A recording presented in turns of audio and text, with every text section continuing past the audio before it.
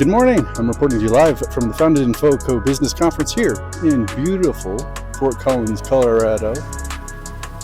Let's go.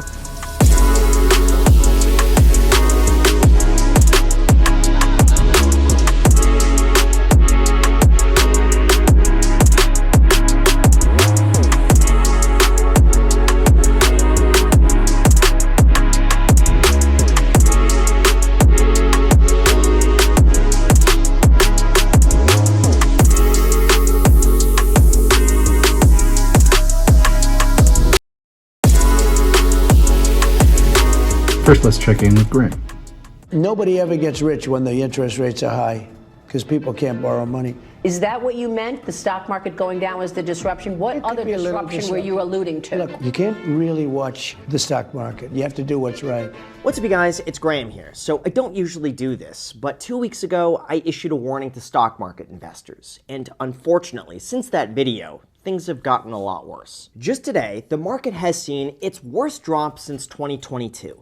Panic usually creates more panic, selling pressure creates more selling pressure, and prices are falling purely because prices are falling. So similar to my previous video, I'd like to help put into perspective exactly what's happening, why the market is crashing, how things could get worse before they get better, and what you could do about it to put yourself ahead financially. Yes, I'm probably going to have to repeat myself a few times, but at least you should understand the truth about what's actually going on. As soon as you hit the like button and subscribe if you haven't done that already, that's all I ask for. It helps the channel tremendously, and as a thank you for doing that, I will do my best to read and reply to as many comments as I can. So thanks so much, and also big thank you to Incogni for sponsoring this video, but more on that later. All right, now in terms of why the market's crashing, as of now we have the perfect storm, starting with tariffs. Now here's the thing when it comes to talking about tariffs. So far, here's how they've worked. Trump threatens tariffs by a certain date. The market goes down, but eventually starts to recover. On the day tariffs go into effect, the market plunges because no one expected it to actually go through. But 24 to 48 hours later, an agreement is reached that gives an extension. The market goes back up. And then the process repeats itself when tariffs go back into effect, waiting for another agreement to be reached. This volatility starts to give the impression that tariffs have simply been used as a negotiation tool to get more favorable trade deals within the United States, but the market never actually priced in the likelihood of them sticking around.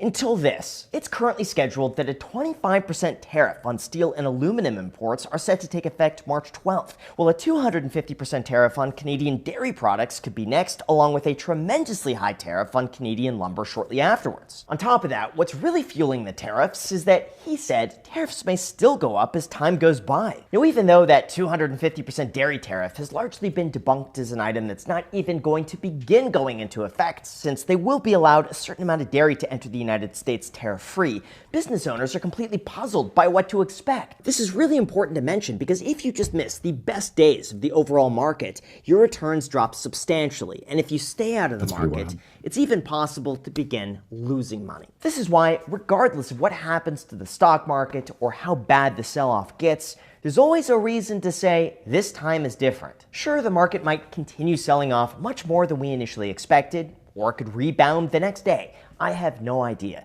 That's why, as long as I'm not planning to use this money over the next 20 to 30 years, any short-term fluctuations make no difference whatsoever. It's just an opportunity to buy in a little cheaper. And if you appreciate this message and me trying to get this video out as soon as possible, please hit the like button and subscribe if you haven't done that already. Again, that's all I ask for in return, and I'll do my best to read and reply to as many comments as I can. So thanks so much, and also, again, big thank you to Incogni for sponsoring this video. Their link is down below in the description, and until next time. Because what we're doing is very big. We're bringing wealth back to America. That's a big thing. Is a short squeeze coming? That's what we're going to discuss in today's video. Over the past few weeks, we've witnessed significant shifts in the stock market. Since February 19th, the S&P 500 has erased a staggering $5 trillion. Okay, that's trillion with a T. So again, if you have 99.9% of your wealth in, Tesla, then yeah, you're crapping yourself right now. If you're in broad diversified index funds, you're still kind of crapping yourself, but not as much as the single shareholder of Tesla, right? So just remain diversified. That's how I invest. And then also don't have your pie slices any bigger than what would prevent you from sleeping well at night, if that makes sense. So hopefully you got value out of this video. Please share it with a friend, comment, hit the bell notification. And as always, have a prosperous day. All right, this time, let's check in with Mr. Tilbury. The stock market is over and you should get out before Trump triggers a full-blown recession. That's what the mainstream media want you to think. Headlines are screaming disaster, social media is in a frenzy, and everyone is asking the same question. Should I sell now before it gets worse? But there's more to this than meets the eye. If you followed me for a while, you know I'm a serious investor who's obsessed with the stock market. And since so many of you have started investing because of my videos, I feel a responsibility to give you my honest take on the situation. So before you panic, let's take a step back and look at the bigger picture together.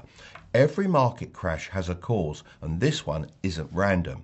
There are three main triggers behind it, and all of them tie back to one man, Donald Trump. Now, before anyone jumps to conclusions, this isn't about politics. I'm not here to take sides, and as a British investor looking in, my only concern is how this impacts investors like you and me. So let's break down the three biggest triggers behind this crash, why they matter, and what you can do to benefit from all this mayhem. Trigger one is Trump's trade war. Putting all your money into one type of investment is a recipe for disaster. The key to surviving market crashes is diversification.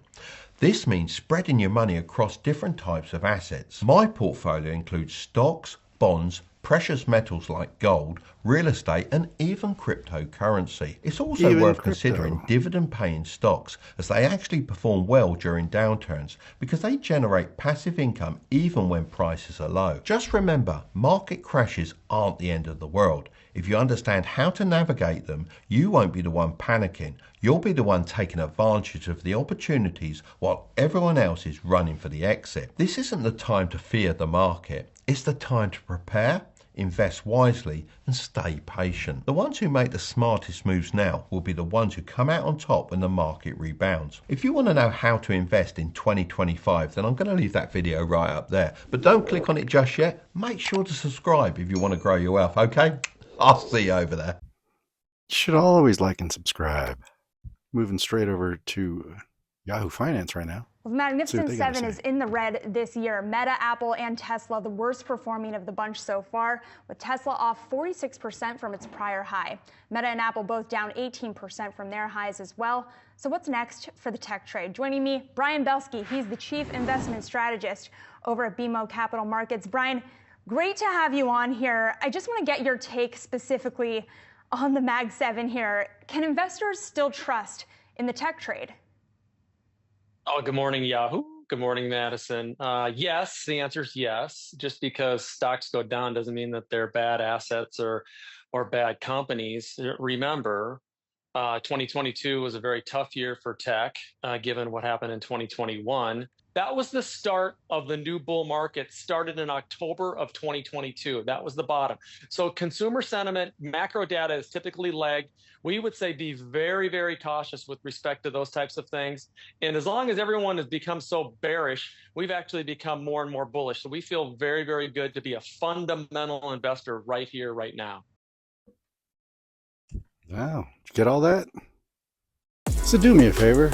Like and subscribe. As you can see, I'm just kind of getting started here. I can use your help.